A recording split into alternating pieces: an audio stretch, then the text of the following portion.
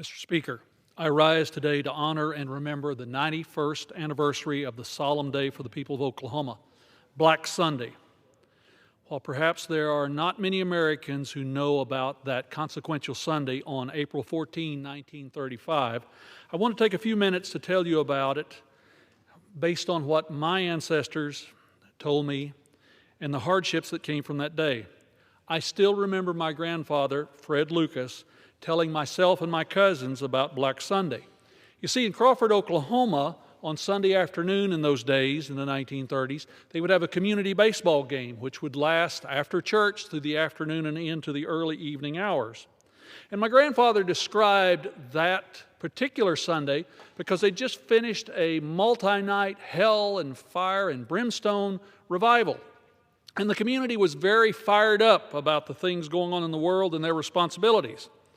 But that afternoon, in the course of the baseball game, and remember, this is 1935, it's tough times, but a community could afford a bat, a ball, and at least a glove for the catcher. They could play baseball, the American pastime.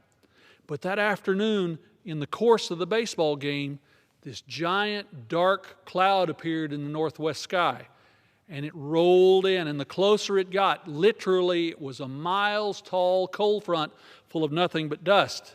And finally, someone in the crowd said, "Oh my goodness, we've not repented. We've not followed the advice.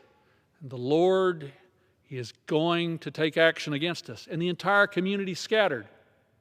Well, they may have misgauged the dust storm, but the dust was so bad that literally for the next few days, the skies were dark, the sun was clouded, and everyone stayed in to avoid that.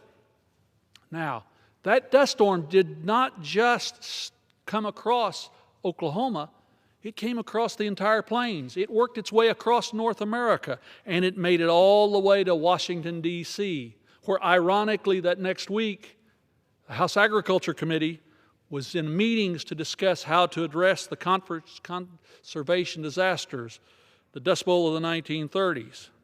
And it was so bad that it brought it to the attention of my colleagues, our predecessors here in Congress, that not just was the Great Plains suffering, but so was the rest of the country.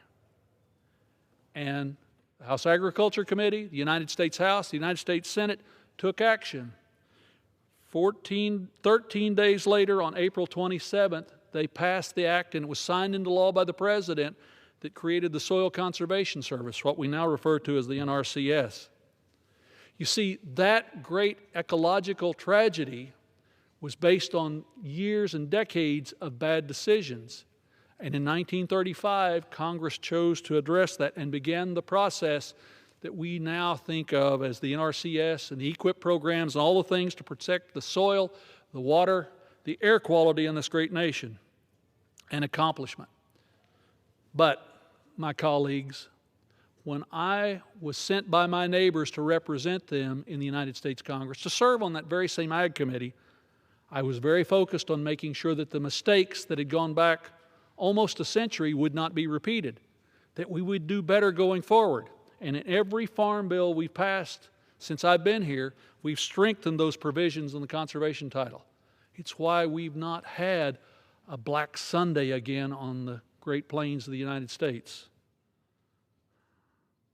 Mr. Speaker, my fellow colleagues, we have to remember the ominous things in our past, not just the good. Black Sunday was an ominous event that reflected decades of bad policy, but it started the process of correcting that. I'm proud of the conservation accomplishments we've made. I'm proud that I and my children have never, and grandchildren have never seen something like my grandfather Fred Lucas described. Let's stay at the forefront of conservation. Let's continue to protect our water, our soil, our air, and let's move this country forward. And with that, Mr. Speaker, on that optimistic, enthusiastic note, I yield back the balance of my time.